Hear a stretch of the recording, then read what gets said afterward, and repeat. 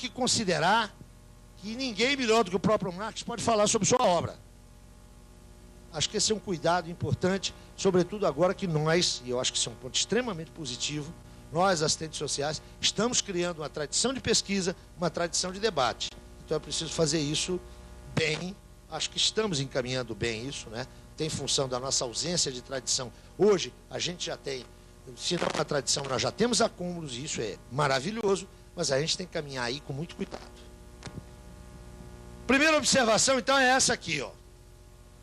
Método de investigação distingue-se formalmente do método de exposição. E é bom a gente ter presente isso para as nossas dissertações, para as nossas teses e para os nossos artigos. Eu tenho um conflito eterno com os meus orientandos de dissertação e de tese. Depois que o cara faz lá a defesa do projeto, acerta a bibliografia, bom, a gente se encontra daqui a um mês e você me traz o primeiro capítulo. Aí aparece a moça e o rapaz lá com o primeiro capítulo, a gente lê, conversa, eu faço as minhas observações, vejamos se está conforme, tá? Agora você leva e vai cuidar do segundo capítulo. O cara faz isso no segundo, terceiro, chega no quarto. Quarto é o último. Aí a gente comenta, critica, e eles assim, então agora posso digitar? Não, agora você vai escrever sua tese. Mas como, professor? Agora você vai escrever sua tese. O que você me trouxe até agora foi o registro da sua investigação. Tá legal, só que isso aí você está me descrevendo o que você estudou. Agora você vai escrever. Bom, vocês imaginam que isso é um carnaval, né? Eu já vou dizendo isso sempre, porque se alguém for para o Rio de Janeiro fazer doutorado, não me escolhe para orientador, não. Porque essa coisa acontece sempre. Agora você vai escrever a sua tese. Por quê?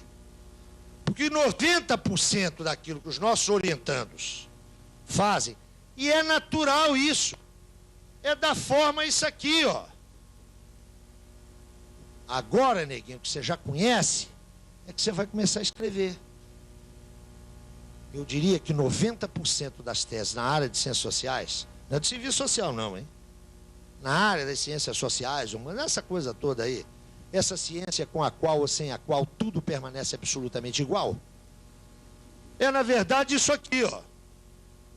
É o registro, o relato do processo de conhecimento. Para Marx, esse daí é o momento indispensável e necessário da investigação, mas a apresentação é outra coisa. Por isso o trato dos manuscritos que não foram preparados para publicação tem que ser um trato muito cuidadoso. Segunda observação.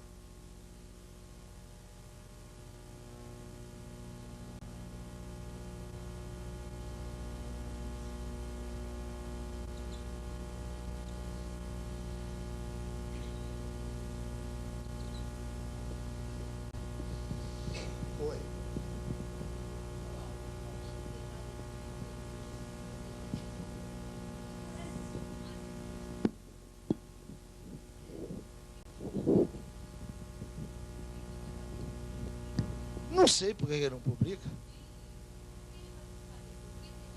Ele não foi buscar depois, não.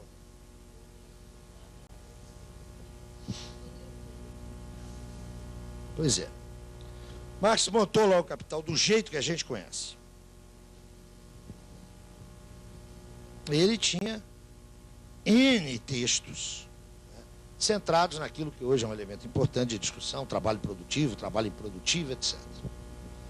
Ele redige um texto que é o capítulo 6 e resolve não publicar.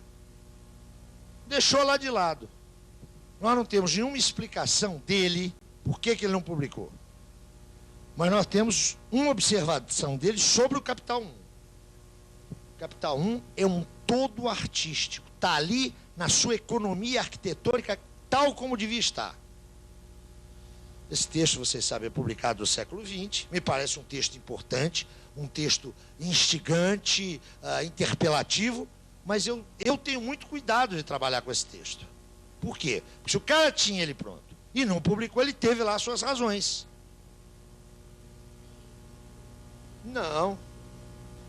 Então isso significa que é um texto que deve ser trabalhado, deve ser levado em conta, deve ser estudado. Agora, a gente sempre deve fazer a pergunta: por que, que o pai da ideia não botou ele lá? Eu estou convencido que eu sei por que, que ele não botou lá. Mas isso é uma hipótese. Porque ele não resolveu o problema do trabalho produtivo e trabalho improdutivo. Não adianta ficar essa polêmica. O Marx não resolveu isso. Ele localizou uma determinação central. Que determinação central é essa? Eu quero saber o que é trabalho produtivo para o capital. Trabalho produtivo para o capital, o que é? É aquele que é passível de fornecer mais-valia. Ponto. É isso que ele faz. Se você for rastrear o conjunto da obra de Marx, quando ele vai além dessa determinação, há inúmeras ambiguidades. Há inúmeras ambiguidades. Olha essa cara aí de vocês.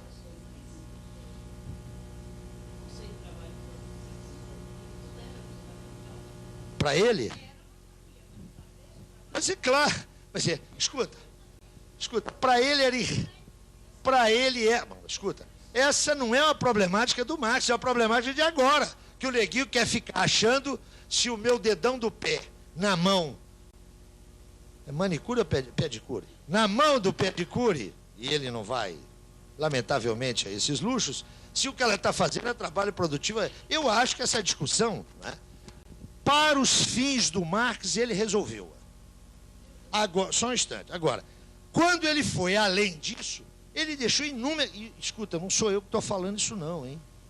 Eu estou falando também, você tem exegetas da melhor qualidade que constatam isso. Só que para Marx, este não é um problema como tal significativo. Para os fins da explicação que ele necessitava oferecer, mais do que suficiente. Agora, o que é intelectualidade? Intelectualidade existe para quê?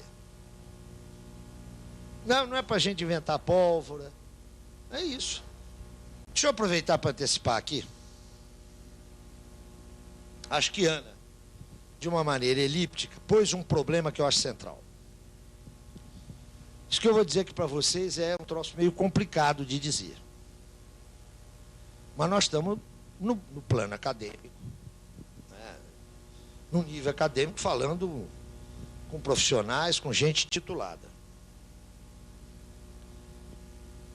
E acho que isso não vale só para Marx, o que eu vou dizer aqui. Olha, eu queria falar um pouquinho.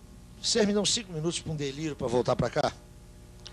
Meu velho professor, Florestan Fernandes, dizia que o grande problema que a ditadura trouxe para a universidade não foram as restrições demográficas, foi tudo isso, mas foi uma outra coisa. A ditadura estimulou, fomentou e, sobretudo, legitimou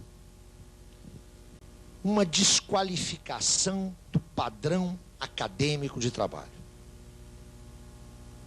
Para Florestan, que, como vocês sabem, discutiu longamente o problema da universidade, sua reforma, etc., a degradação do padrão do trabalho intelectual é que era o grave na universidade. Eu acho que isso é verdade. A expansão da universidade brasileira, né, e vocês sabem que a expansão foi obra da ditadura. A partir de 68, a reforma universitária foi para conter insatisfação de setores médios urbanos que estavam na rua puxando o movimento estudantil, foi mudar radicalmente a universidade. Essa universidade, de que arquitetonicamente esse campus aqui é o exemplo. Né? Campus bonito, mas guetado. Fecha uma entrada, fecha outra, e a vida social está lá fora. Vocês conhecem o campus da USP, lá em São Paulo? Aquele campus que é um campus belíssimo. Quem entra na USP, não é? Primeiro tem à direita, à esquerda, uma coisa muito bonita. Tem a academia de polícia. Estão próximas. Agora, logo em seguida, você tem uma entrada e tem uma rotatória. Vocês chamam aqui de rotatória, onde os carros giram? Tem uma rotatória. Não sei se vocês, quem conhece aquele campus, já observou que aquelas rotatórias são muito largas.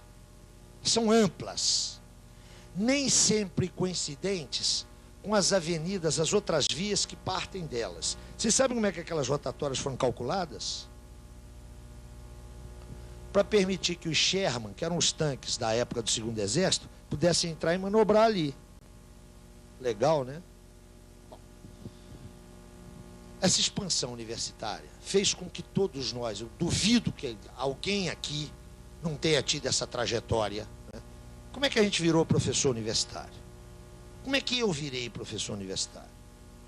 Eu terminei meu curso de serviço social, fui fazer um outro curso, fazer o curso de letras. Estava terminando o curso de letras, me chamaram para dar aula na faculdade de serviço social. Virei professor. Eu tinha 24 anos. Eu acho que todo mundo aqui teve mais ou menos esse caminho, não é? Ainda bem que outros tiveram caminhos diferentes. Me diga uma coisa, o que um cara de 24 anos sabe para ensinar?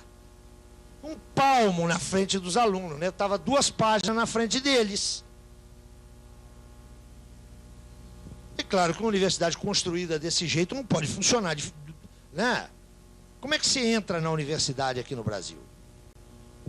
Faz um concurso, tanto você pode fazer um concurso em Recife, quanto no Rio de Janeiro, quanto em qualquer sistema, qualquer unidade do sistema federal.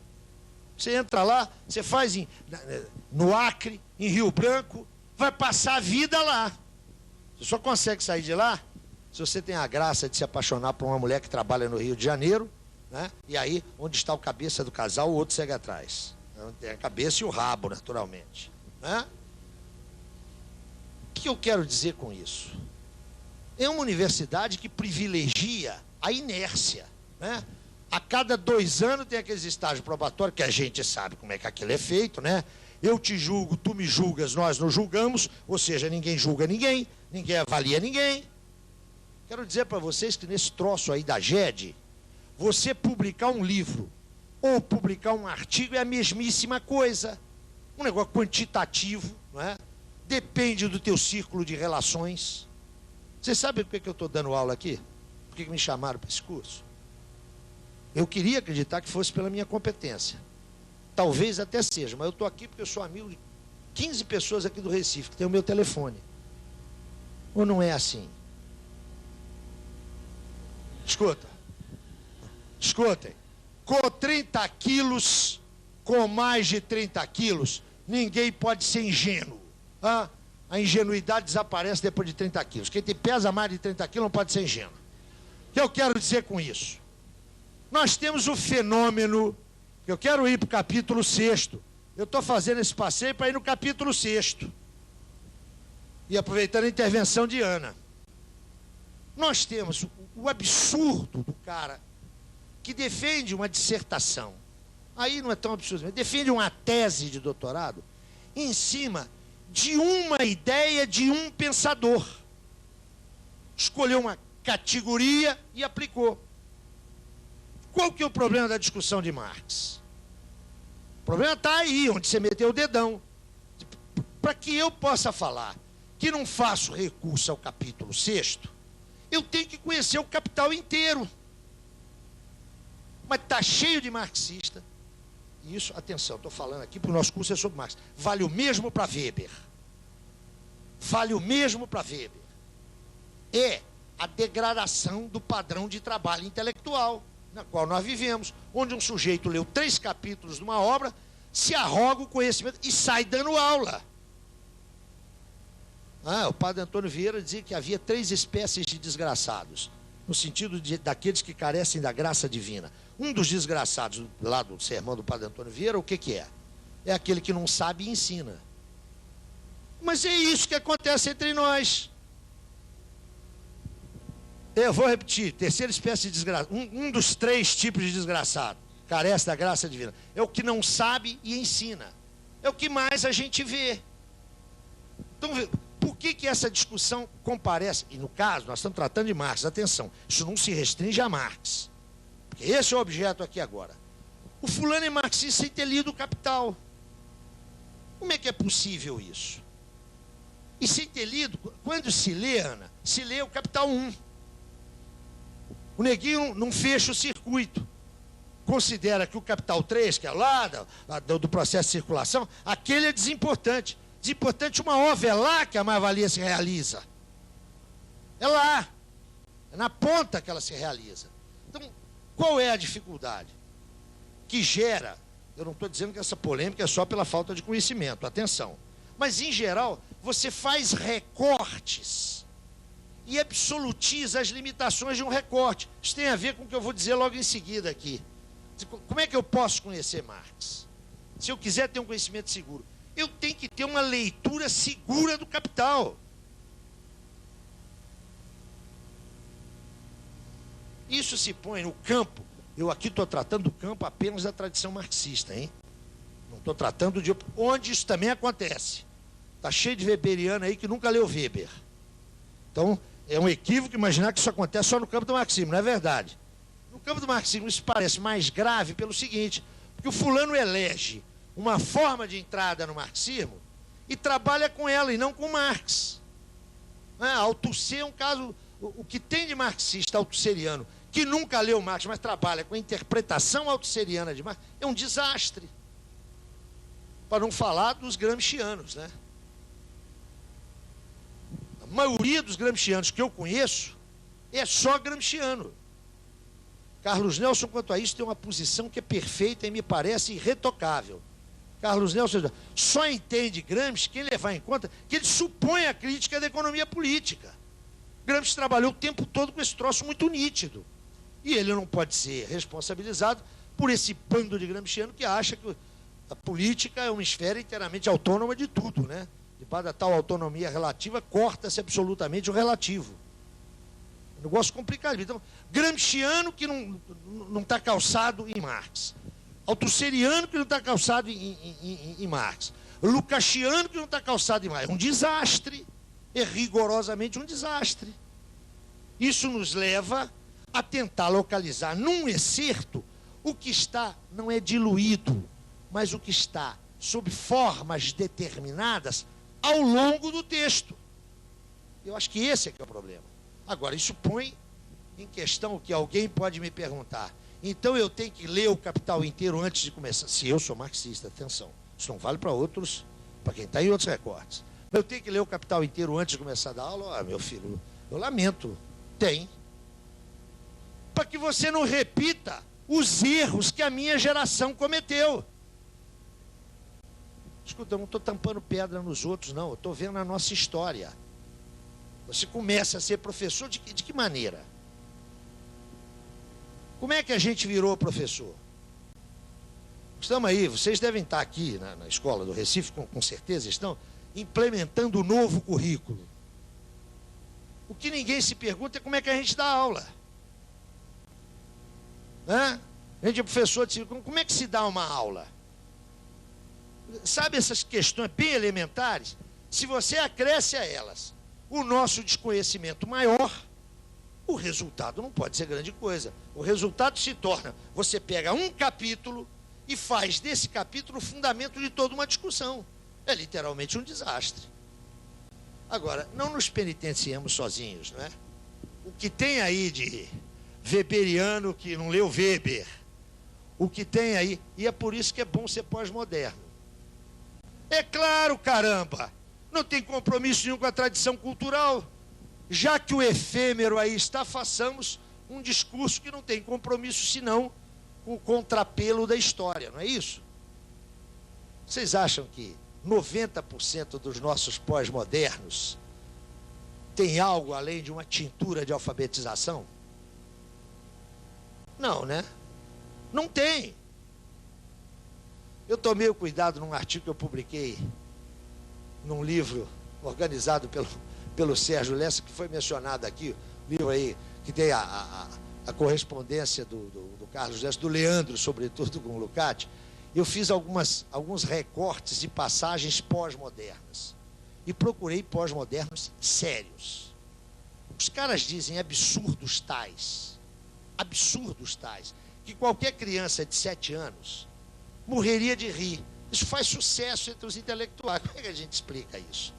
Essa desqualificação generalizada, não é? Chama a atenção de vocês, só para lhes dar um exemplo de a quantas andamos. Um dos intelectuais pós-modernos mais sérios e mais qualificados, e não por acaso desfruta de uma enorme audiência, é o professor Boaventura de Souza Santos. É dos mais sérios.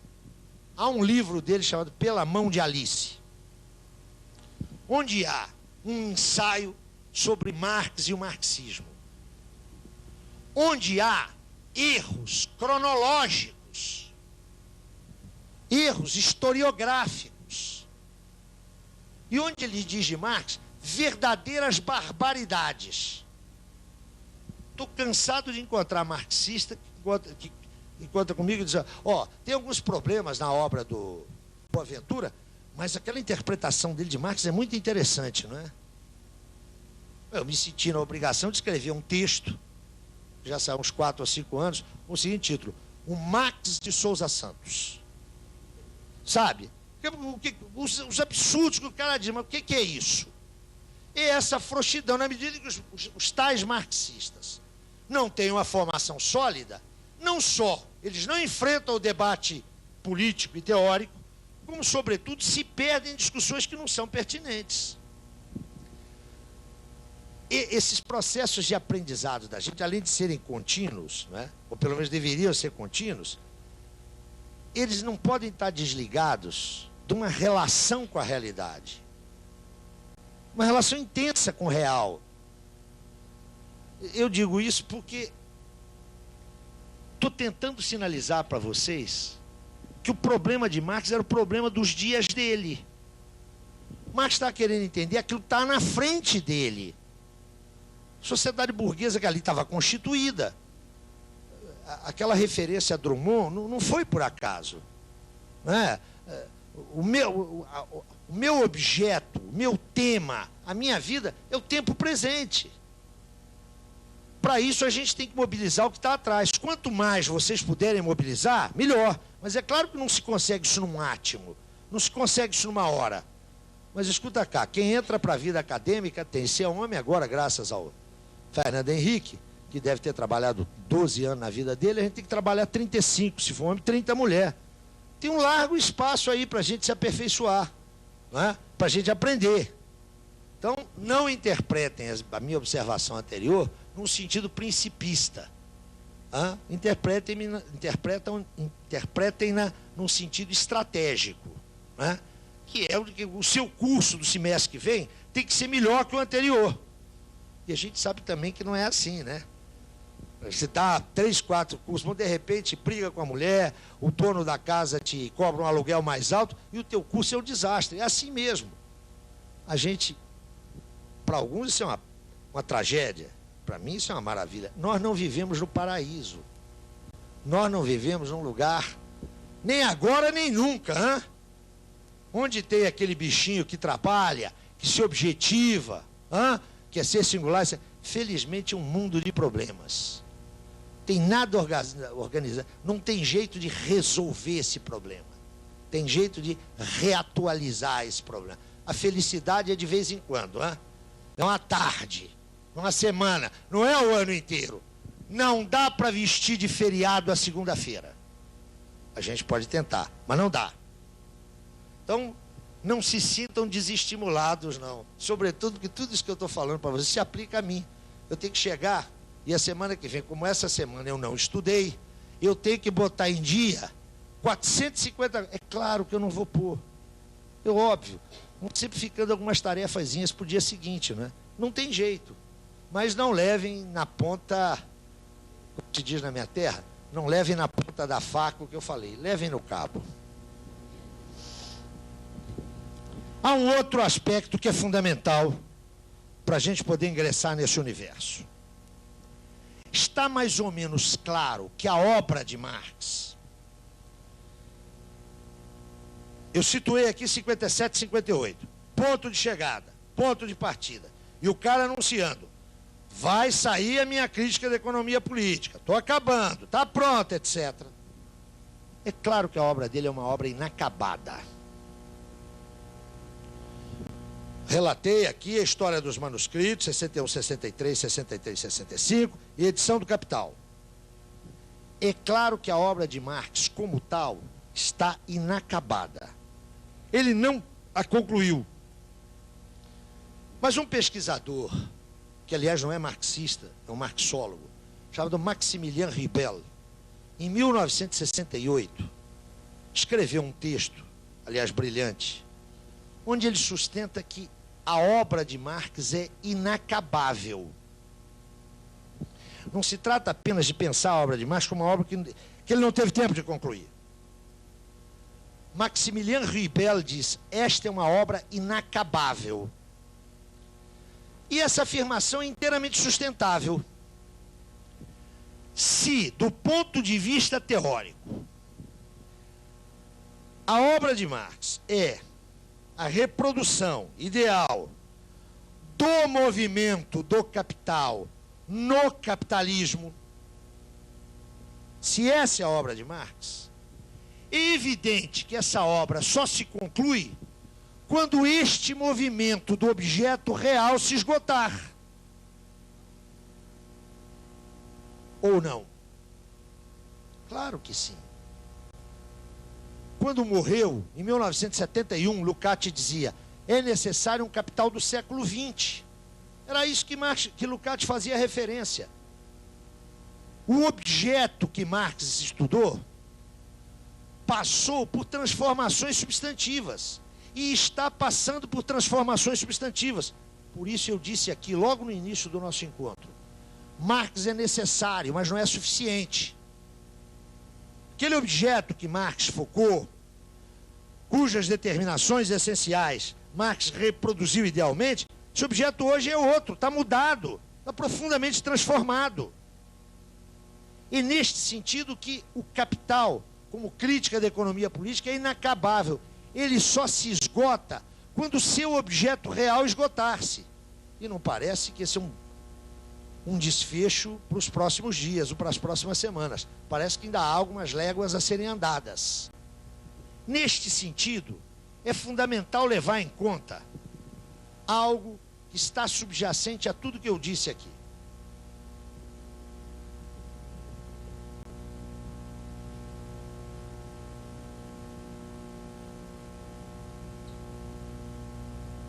Notem,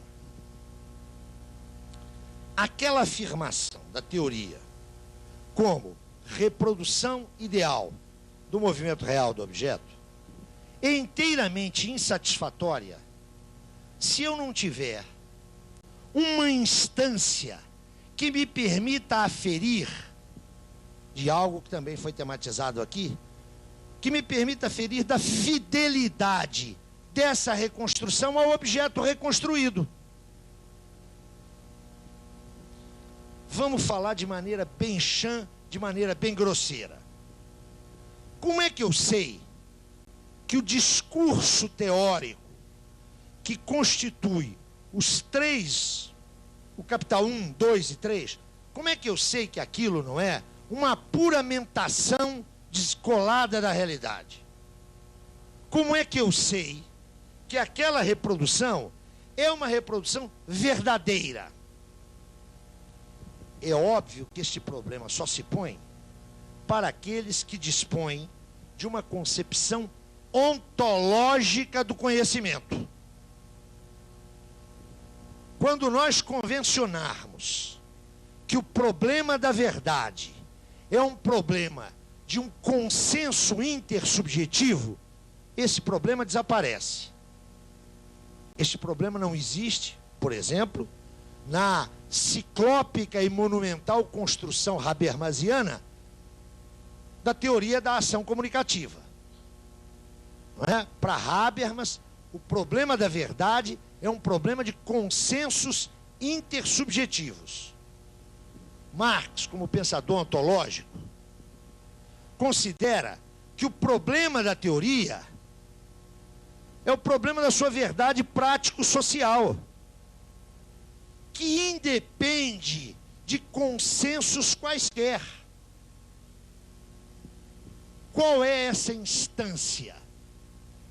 Qual é o critério de verdade de uma teoria? Como pensador ontológico e materialista, para Marx esse critério de verdade é a prática sócio-histórica. Pelo amor de Deus, não é a prática não, hein? É a prática sócio-histórica. Vamos lá ver se a gente se entende. Elemento constitutivo da teoria marxiana da ordem burguesa é que a dinâmica capitalista implica necessariamente a concentração dos capitais. Como é que eu vou saber se essa afirmação teórica é verdadeira ou não? Eu não posso tratar dela num plano lógico. Eu tenho que tratá-la num plano rigorosamente histórico. Como é que eu posso verificar a veracidade ou não dessa afirmação teórica? Eu tenho que trabalhar com os dados que a empiria me oferece. Eu tenho que trabalhar com a movimentação contemporânea do capital. Eu tenho indicadores minimamente confiáveis acerca de um processo de concentração ou de desconcentração de capital. É isso que vai me decidir da verdade teórica contida ou não nessas afirmações. Voltemos lá, por favor, ao texto de 1852. Voltemos ao 18 Brumário.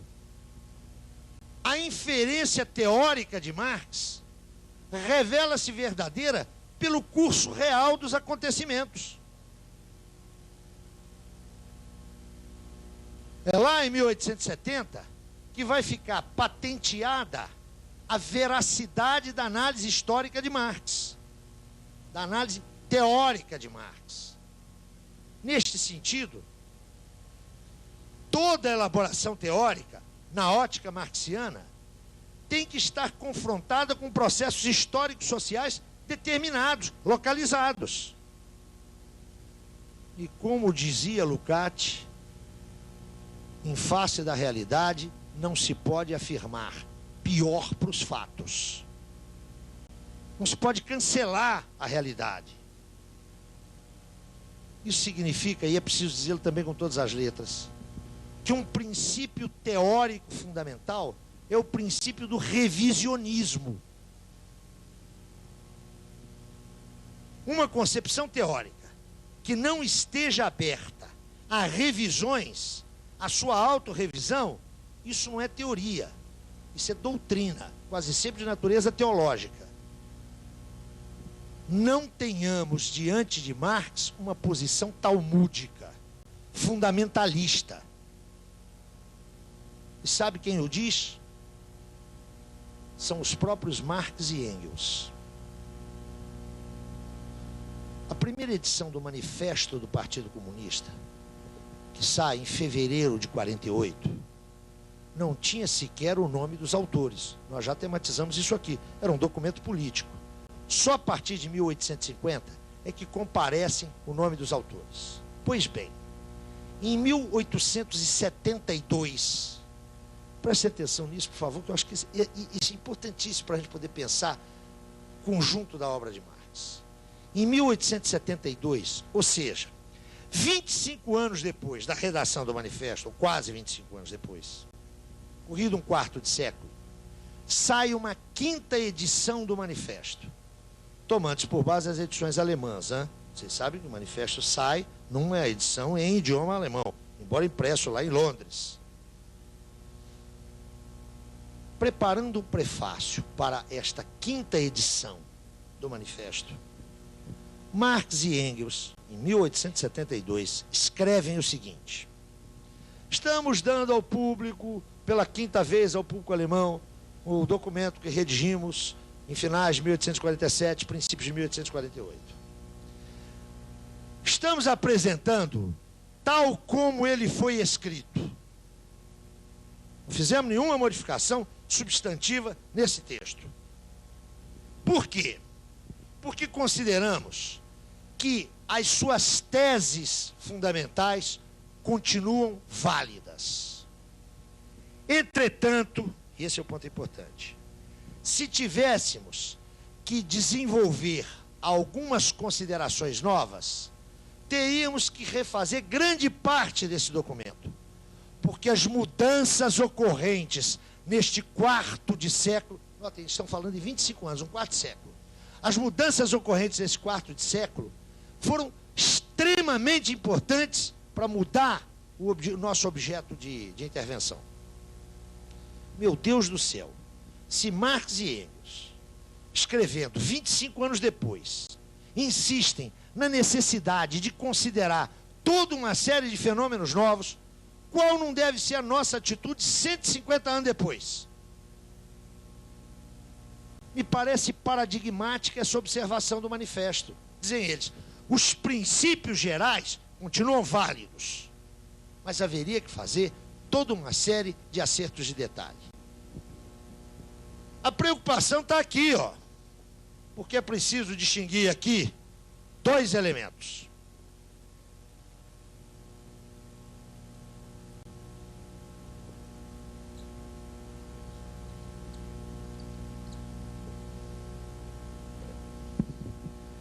Quem vê texto de forma sacralizada, imagina que eles expressam verdades absolutas.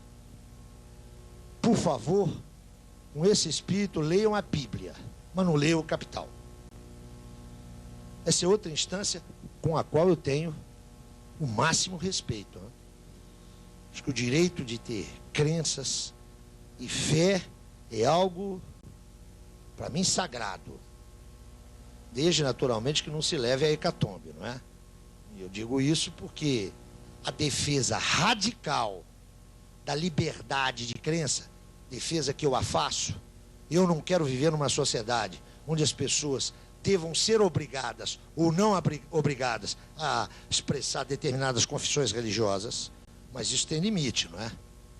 Quando se aluga um programa de televisão às 3 horas da manhã para dizer que AIDS é uma praga que o Senhor mandou para a humanidade, o sujeito que fala isso tem que ser preso, tem que ser levado para a cadeia, porque isso é um crime contra a saúde pública.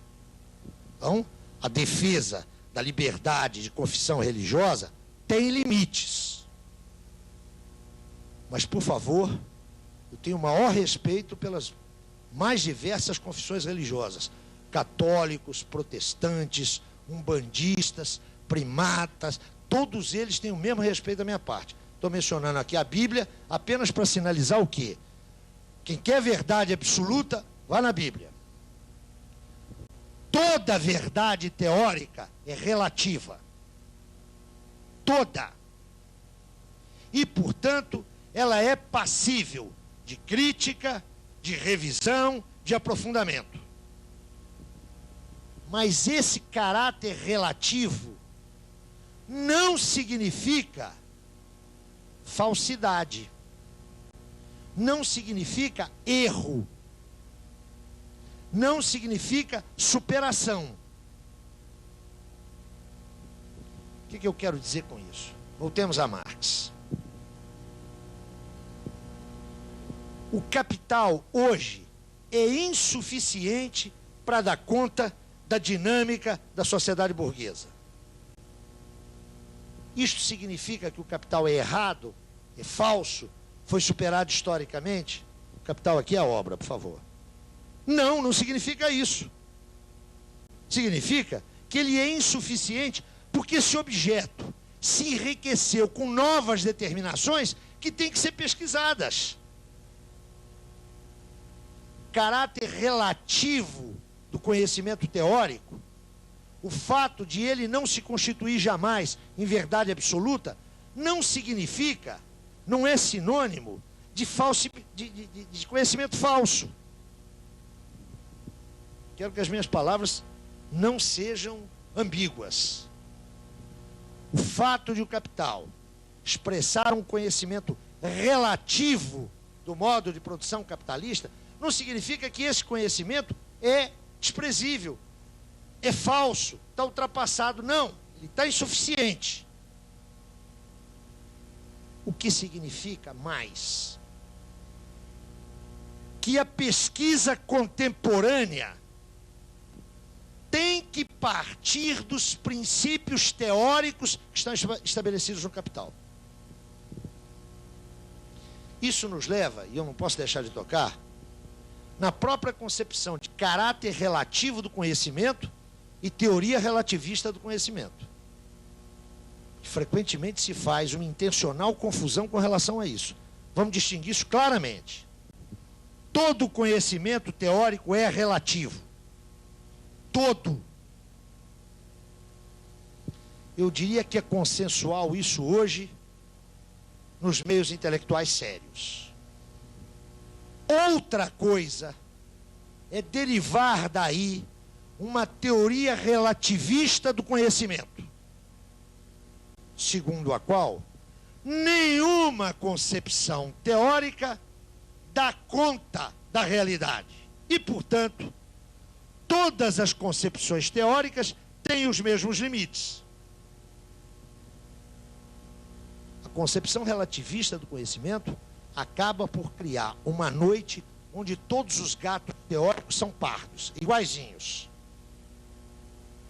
Estou convencido que esse relativismo não nos ajuda a avançar no conhecimento da realidade. E a ele frequentemente se acopla um ilimitado ecletismo.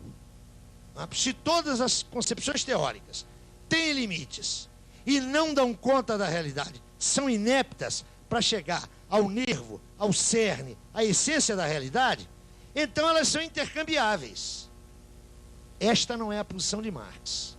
A posição de Marx é o reconhecimento claro do caráter relativo do conhecimento, mas, ao mesmo tempo, uma recusa contundente, uma recusa dura de qualquer teoria relativista do conhecimento. Para Marx, é possível conhecer a realidade social. E ainda que o nosso conhecimento jamais a esgote,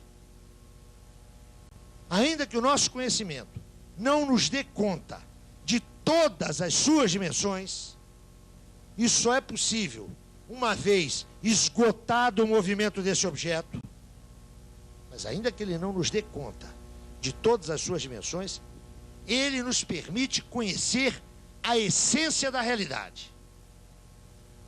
Eu gostaria que isso ficasse bem claro, para que a gente não tenha aqui nenhuma dúvida. Nenhuma dúvida. Tá claro? Escuta, eu não quero que vocês aceitem isso não, tá?